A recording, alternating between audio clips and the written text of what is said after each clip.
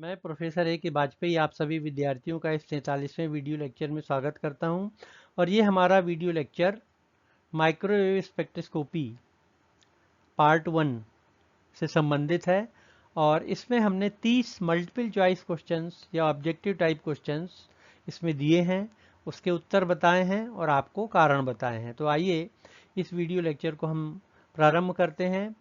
Part 1 इसलिए है क्योंकि जो माइक्रोवेव स्पेक्ट्रोस्कोपी है वो एक थोड़ा सा बड़ी यूनिट है, उसमें ज़्यादा मटेरियल है और इसलिए उसमें कम से कम 30 क्वेश्चंस और बनेंगे आगे इसके पार्ट 2 में।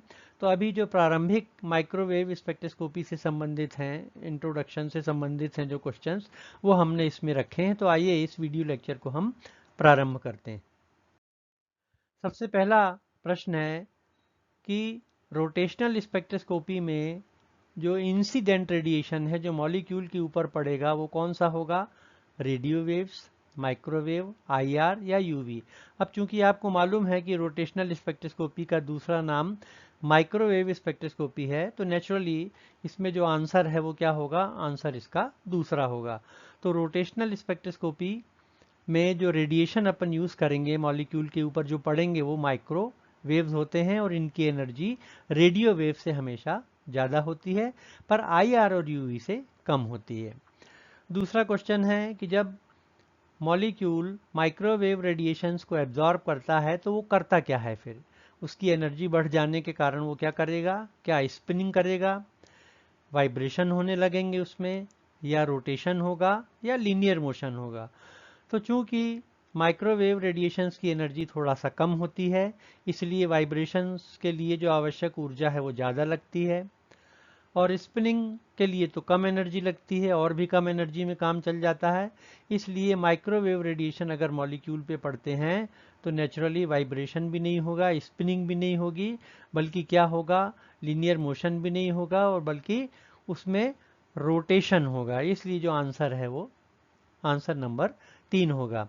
तीसरा कौन सा कथन है जो गलत है?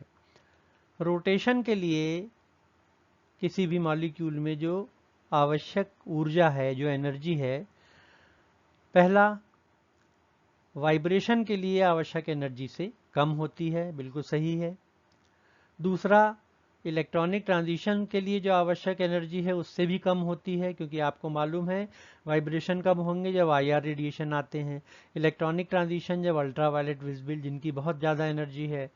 तीसरा है कि न्यूक्लियस की स्पिनिंग के लिए जो आवश्यक ऊर्जा है उससे ज़्यादा एनर्जी लगती है इसमें। ये भी सही है बिल्कुल, क्योंकि स्पिनिंग ऑफ न्यूक्लियस के लिए बहुत कम एनर्जी लगती है, वो रेडियो वेव्स हमको दे देते हैं। चौथा है कि स्पिनिंग ऑफ न्यूक्लियस के लिए जो आवश्यक ऊर्जा है उससे भी कम ऊर्जा लगती है रोटेशन के लिए, जो सही नहीं है। तो आपको मालूम है कि न्यूक्लियस की स्पिनिंग के लिए कम एनर्जी लगती है और रोटेशन के लिए ज़्यादा एनर्जी लगती है, इसलिए चौथा जो आंसर है वो सही है और ये इनकरेक्ट स्टेटमेंट है। इन चारों में ये जो चौथा स्टेटमेंट है वो सही नहीं है। चौथा क्वेश्चन पे आइए। किसी भी मॉलिक्यूल के रोटेशनली एक्टिव, मतलब अगर माइक्रोवेव रेडिएशन के सामने रखेंगे तो रेडिएशन को एब्जॉर्ब करेगा। इसके लिए क्या कंडीशन होती है? कि मॉलिक्यूल पोलर होना चाहिए परमानेंटली, दूसरा पोलर भी हो और गैसियस अवस्था में भी हो, तीसरा पोलर हो, सॉलिड हो, पोलर हो और लिक्विड है। तो आपको मालूम है कि केवल पोलर होना पर्याप्त नहीं है, ये जरूरी है कि मॉलिक्यूल पोलर के साथ साथ गैसीय अवस्था में हो, क्योंकि अगर सॉलिड स्टेट में होगा मॉलिक्यूल रोटेट नहीं कर पाएंगे इंटरमॉलिक्यूलर फोर्सेस के कारण, लिक्विड में भी होगा तो इंटरमॉलिक्यूलर फोर्सेस स्ट्रांग होंगे, इसलिए पोलर भी होना चाहिए और गैसियस या वाष्पीय अवस्था में हो। तो यह आंसर हो गया, आंसर नंबर 2। फिर which molecule will not give, कौन सा मॉलिक्यूल ऐसा है जो रोटेशनल स्पेक्ट्रा नहीं देगा? तो इसमें ये देखें अपन कि ऐसा कौन सा मॉलिक्यूल इनमें है जो नॉन पोलर है। Carbon dioxide, carbon monoxide. Carbon monoxide भी पोलर है, ध्रुवीय है। वाटर मॉलिक्यूल, वाटर तो होता ही है। HCl भी होता है पोलर मॉलिक्यूल है क्योंकि क्लोरीन की इलेक्ट्रोनेगेटिविटी ज़्यादा है। तो अब बचता है केवल कार्बन डाइऑक्साइड ऐसा है जिसका डायपोल मूवमेंट शून्य है, इसलिए ये रोटेशनल स्पेक्ट्रा नहीं देगा। तो आंसर इसका होगा कार्बन डाइऑक्साइड। छठवां क्वेश्चन है कि डायपोल मूवमेंट किस तरह की क्वांटिटी है। स्केलर है, मतलब केवल मैग्नीट्यूड होता है। वेक्टर मतलब दिशा भी होती है। टेंसर मतलब स्केलर भी हो वेक्टर भी हो और उसमें ज्योमेट्रिकल कोऑर्डिनेट्स होते हैं। और तीसरा किसी भी तरह का इनमें से हो सकता है। तो चूंकि आपको मालूम है कि डायपोल मूवमेंट हमेशा एक वेक्टर क्वांटिटी होती है, मैग्नीट्यूड भी होता है और उसके दिशा भी होती है, इसलिए answer number 2 is correct answer. Vector quantity किसको कहा जाता है? जिसका मैग्नीट्यूड होता है, जिसमें दिशा होती है, जिसमें दोनों होते हैं, दिशा भी और मैग्नीट्यूड भी। और चौथा आंसर है कि वो वेक्टर के नियमों का पालन करती है। तो यहाँ पे आप याद रखिए कि वेक्टर क्वांटिटी वो होती है जो मैग्नीट्यूड और डायरेक्शन तो का पालन तो करती ही है, पर इससे ज़्यादा जो सही आंसर ये है कि वो वेक्टर के नियमों का भी पालन करे। इसलिए जो आंसर होगा वो कौन सा होगा? Answer number 4। तो हमेशा याद रखिए आप, वेक्टर क्वांटिटी हमेशा जो वेक्टोरियल एडिशन होता है, सब्ट्रैक्शन होता है, उनका ये पालन करती है। क्वेश्चन नंबर 8, डायपोल मूवमेंट की इकाई पूछी है। डिबाई, न्यूटन तो फोर्स की इकाई होती है, जूल्स भी एनर्जी की, अर्थ भी एनर्जी की। तो ये जो डिबाई आता है ये डायपोल मूवमेंट की इकाई हो सकता है और यही इसका उत्तर भी है। इसके बाद कौन सा ऐसा लिक्विड है जिसका डायपोल मूवमेंट मिनिमम है? एसीटोन आपको मालूम है पोलर मॉलिक्यूल होता है। पानी तो डायपोल मूवमेंट, पानी का तो डायपोल मूवमेंट और डाइलेक्ट्रिक कांस्टेंट दोनों ज़्यादा होते हैं, पोलर मॉलिक्यूल है, हाईली पोलर मॉलिक्यूल है। मीथेनॉल भी पोलर होता है। और कार्बन टेट्राक्लोराइड एक ऐसा लिक्विड होता है जिसका डायपोल मूवमेंट शून्य होता है, इसलिए आंसर होना चाहिए कार्बन टेट्राक्लोराइड। फिर 10वां क्वेश्चन है कि डायपोल मूवमेंट कौन से इक्वेशन से दिया जाता है? Q1 Q2 चार्ज हैं divided by distance, Q1 Q2 इनके बीच का और मल्टीप्लाइड बाय डिस्टेंस दोनों के बीच में, Q1 Q2 upon D square, दोनों आवेशों के का गुणनफल बटे उनकी दूरी का स्क्वायर, और Q1 Q2 डी स्क्वायर। तो इसमें आपने पढ़ा होगा कि इसका जो आंसर है वो क्या है कि दोनों चार्ज का के मात्रा का गुणनफल डिवाइडेड बाय उनके बीच की दूरी का स्क्वायर। तो इस तरह से 10 क्वेश्चन हो गए। अब देखेंगे अपन 11वां क्वेश्चन है। तो कौन सा मॉलिक्यूल ऐसा है जिसमें तीनों रोटेशनल डिग्री ऑफ फ्रीडम होती हैं? उसके रोटेशनल डिग्री ऑफ फ्रीडम कितने होते हैं? 3, मतलब वो 3 तरह से रोटेट कर सकता है या उसके 3 मोमेंट ऑफ इनर्शिया हो सकते हैं। तो सीधा सीधा इसका उत्तर जो लॉजिक है वो ये है कि जो लीनियर मॉलिक्यूल होते हैं उनके रोटेशनल डिग्री ऑफ फ्रीडम केवल 2 होते हैं और जो नॉन लीनियर मॉलिक्यूल होते हैं उनके 3 होते हैं।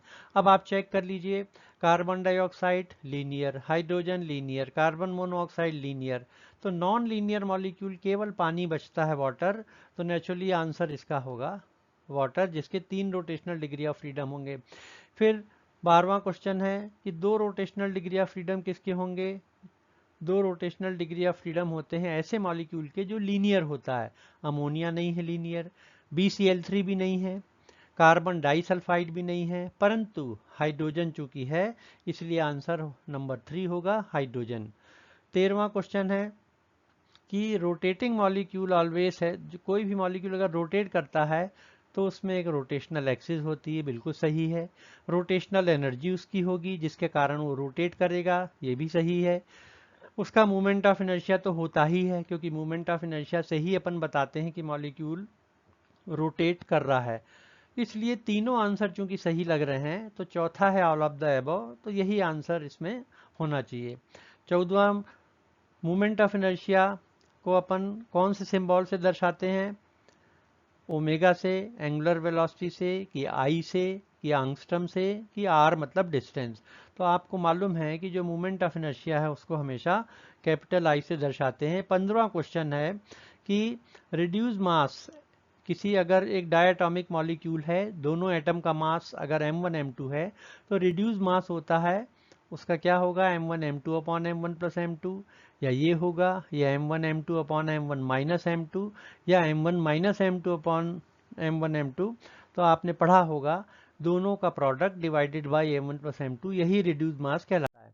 अब 16वें नंबर का क्वेश्चन देखिए कि मोमेंट ऑफ इनर्शिया के आधार पे अणुओं को कितने भागों में बांटा गया है, 2 भागों में, कि 3, कि 4, कि 5। तो आपने पढ़ा होगा कि इसको 4 भागों में बांटा गया है, डिवाइड किया गया है। तो आंसर है इसका आंसर नंबर 4। अब इसमें आ जाइए 17वां question, moment of inertia is given by which equation. I बराबर म्यू आर होता है कि म्यू आर स्क्वायर होता है कि म्यू आर क्यूब होता है कि म्यू आर 4। तो आपको मालूम है कि मोमेंट ऑफ इनर्शिया बराबर होता है रिड्यूस मास गुणित रोटेशनल एक्सिस से दूरी का स्क्वायर, मतलब म्यू आर स्क्वायर। 18वां क्वेश्चन है कि किसी भी मॉलिक्यूल के कितने मोमेंट ऑफ इनर्शिया होते हैं, 1, 2, 3, 4।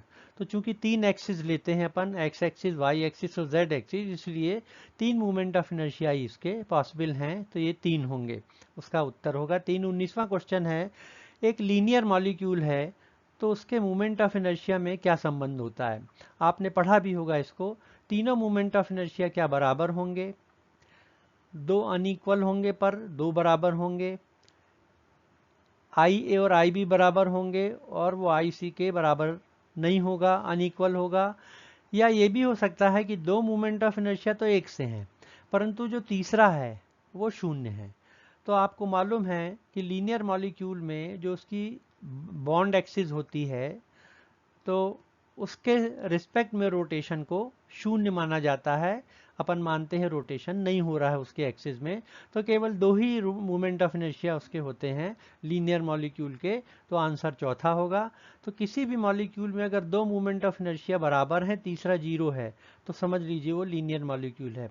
अब यहाँ पे देखिए which is not a linear molecule. तो इसमें आप देखें कौन सा मॉलिक्यूल लीनियर नहीं है। तो अगर आप इसके उत्तर पे जाएं तो एसिटिलीन का मॉलिक्यूल लीनियर है, OCS ऑक्सी कार्बन सल्फाइड ये भी लीनियर होता है, N2O ये भी लीनियर होता है। केवल ये जो मॉलिक्यूल है HCHO ये मॉलिक्यूल लीनियर नहीं होता है। तो उसका आंसर हो गया आंसर नंबर 1। अब आइए 21वां क्वेश्चन, सिमेट्रिक टॉप मॉलिक्यूल। आपको मालूम है कि मोमेंट ऑफ इनर्शिया के आधार पे मॉलिक्यूल्स को 4 भागों में बांटा गया है, लीनियर मॉलिक्यूल, फिर symmetric top molecule, spherical top molecule और असिमेट्रिक टॉप मॉलिक्यूल या असिमेट्रिक मॉलिक्यूल। तो सिमेट्रिक टॉप मॉलिक्यूल कौन से होते हैं, ऐसे मॉलिक्यूल जिनके 2 मोमेंट ऑफ इनर्शिया तो बराबर हैं, तीसरा बराबर नहीं है, या तीनों बराबर होते हैं, या तीनों अनइक्वल होते हैं, या 2 बराबर होते हैं, तीसरा 0 होता है। तो यहाँ पे अगर इस आंसर को देखें आप तो ये तो लीनियर की कंडीशन है। लीनियर मॉलिक्यूल में 2 मोमेंट ऑफ इनर्शिया एक से होंगे, तीसरा शून्य होगा। ये कंडीशन भी नहीं है, ये कंडीशन भी नहीं है। तो इसका मतलब जो सिमेट्रिक टॉप मॉलिक्यूल होते हैं उसमें क्या बचता है, उसका आंसर ये बचता है कि 2 मोमेंट ऑफ इनर्शिया तो उसके इक्वल होंगे पर तीसरा बराबर नहीं होगा। तीनों मोमेंट ऑफ इनर्शिया अगर इक्वल होते हैं तो ये अलग तरह का मॉलिक्यूल होता है जिसको स्फेरिकल टॉप कहते हैं। ये असिमेट्रिक मॉलिक्यूल होता है, ये लीनियर मॉलिक्यूल होता है। तो सिमेट्रिक टॉप मॉलिक्यूल के लिए 2 मोमेंट ऑफ इनर्शिया हमेशा बराबर होंगे, तीसरे अनइक्वल होगा। अब देखिए क्वेश्चन नंबर 22 पे आइए, oblate molecule. Symmetric top molecule में 2 कैटेगरी होती है, एक ऑब्लेट मॉलिक्यूल होती है और एक प्रोलेट मॉलिक्यूल। ऑब्लेट मॉलिक्यूल देखिए, oblate molecule 2 moment of inertia जो इक्वल हैं, तीसरे से बड़े होते हैं, तीसरे से छोटे होते हैं, या एक मोमेंट ऑफ इनर्शिया दूसरे से ज़्यादा है, दूसरा वाला तीसरे से ज़्यादा है, या एक मोमेंट ऑफ इनर्शिया से दूसरा बड़ा है, दूसरा तीसरे से बड़ा है। तो अगर इसके आप कंडीशन देखें तो आपने पढ़ा होगा कि ऑब्लेट मॉलिक्यूल उन मॉलिक्यूल्स को कहते हैं कि जिसमें जिनके 2 मोमेंट्स ऑफ इनर्शिया इक्वल होते हैं वो तीसरे से छोटे होते हैं, तीसरे से वो छोटे होते हैं। अब 23वें में आपसे पूछा गया है प्रोलेट मॉलिक्यूल। तो प्रोलेट मॉलिक्यूल में ठीक उल्टा होता है। यहाँ पे क्या होता है, 2 मोमेंट्स ऑफ इनर्शिया इक्वल होते हैं और तीसरे से बड़े होते हैं। तो दोनों मोमेंट्स ऑफ इनर्शिया अगर इक्वल हैं और तीसरे से बड़े हैं, ज़्यादा हैं, तो ये प्रोलेट होगा, और तीसरे से अगर वो छोटे हैं तो ऑब्लेट होगा। इसी तरह से स्फेरिकल टॉप मॉलिक्यूल ऐसे मॉलिक्यूल होते हैं जिनमें दो इक्वल हैं और तीसरे के अनइक्वल हैं, ये तो सिमेट्रिक टॉप हो गया, ये भी अलग हो गया, ये भी अलग कंडीशन हो गई। तो यहाँ पे आप देखिए स्फेरिकल टॉप मॉलिक्यूल का मतलब होता है हाईली सिमेट्रिकल मॉलिक्यूल और उनके तीनों मोमेंट्स ऑफ इनर्शिया बराबर होते हैं, आई ए, आई बी और आई सी। तो एक्स एक्सिस के या ए एक्सिस के रिस्पेक्ट में या बी या वाई या जेड एक्सिस, तीनों मोमेंट्स ऑफ इनर्शिया उनके एक से होते हैं। फिर 25वां क्वेश्चन है कि असिमेट्रिक टॉप मॉलिक्यूल्स। तो असिमेट्रिक टॉप मॉलिक्यूल का मतलब होता है ऐसा मॉलिक्यूल जिसके तीनों मोमेंट्स ऑफ इनर्शिया कैसे होंगे, अनइक्वल होंगे। ये अलग होगा, ये अलग होगा, ये अलग होगा, क्योंकि तीनों अगर बराबर हो जाएंगे तो क्या होगा, स्फेरिकल टॉप मॉलिक्यूल हो जाएगा। दो अगर एक से हो जाएंगे और तीसरा अनइक्वल रहेगा तो सिमेट्रिक टॉप मॉलिक्यूल हो जाएगा, है ना। और इसी तरह से तीनों अगर बराबर हो गए तो कौन सा मॉलिक्यूल हो जाता है, स्फेरिकल टॉप। और दो बराबर है, तीसरा शून्य है तो लीनियर मॉलिक्यूल। तो इस तरह से ये 25वां क्वेश्चन होता है। अब 26वें क्वेश्चन में पूछा गया है कौन सा मॉलिक्यूल ऐसा है जो प्रोलेट नहीं है, क्लोरोफॉर्म, आयोडोफॉर्म, मिथाइल फ्लोराइड की हाइड्रोजन फ्लोराइड। अब यहाँ पे आप ध्यान देंगे क्वेश्चन इसलिए ऐसा पूछा गया है नॉट द प्रोलेट मॉलिक्यूल। इससे आपको कम से कम ये चीज़ तो क्लियर हो गई कि क्लोरोफॉर्म उदाहरण है प्रोलेट मॉलिक्यूल का, आयोडोफॉर्म भी है और मिथाइल फ्लोराइड भी है। तो ये क्वेश्चन ऐसा है जिससे आपकी अंडरस्टैंडिंग है, आपकी नॉलेज थोड़ी सी बढ़ेगी। हाइड्रोजन फ्लोराइड लीनियर मॉलिक्यूल होता है, इसलिए ये प्रोलेट मॉलिक्यूल की श्रेणी में नहीं आएगा। इसी तरह से ऑब्लेट मॉलिक्यूल कौन सा होगा, वाटर होगा, बेंजीन होगा, अमोनिया होगा, बोरॉन ट्राई क्लोराइड होगा। तो बेंजीन एक ऑब्लेट मॉलिक्यूल है, अमोनिया भी ऑब्लेट मॉलिक्यूल है, बोरॉन ट्राइक्लोराइड BCl3 भी एक ऑब्लेट मॉलिक्यूल है। तो इस तरह से वाटर मॉलिक्यूल एक ऐसा उदाहरण है जो ऑब्लेट मॉलिक्यूल का नहीं है। 28वां क्वेश्चन देखिए, which is not the asymmetric top molecule. तो इस एसिमेट्रिक टॉप मॉलिक्यूल मतलब जिसके तीनों मूवमेंट ऑफ इनर्शिया अनइक्वल होते हैं। तो वाटर, सल्फर डाइऑक्साइड और पिरिडीन। इसमें आप देखिए ये वाटर, सल्फर डाइऑक्साइड और पिरिडीन तीनों ये असिमेट्रिक मॉलिक्यूल होते हैं, परंतु जो बेंजीन होता है वो असिमेट्रिक मॉलिक्यूल नहीं होता है। बेंजीन एसिमेट्रिक मॉलिक्यूल नहीं होता है। बेंजीन बेंजीन यहाँ पे देखिए बेंजीन ऑब्लेट मॉलिक्यूल का उदाहरण है, इसलिए इससे भी आप देख सकते हैं कि चूंकि ये ऑब्लेट मॉलिक्यूल है तो नेचुरली ये एसिमेट्रिक टॉप मॉलिक्यूल में नहीं होगा।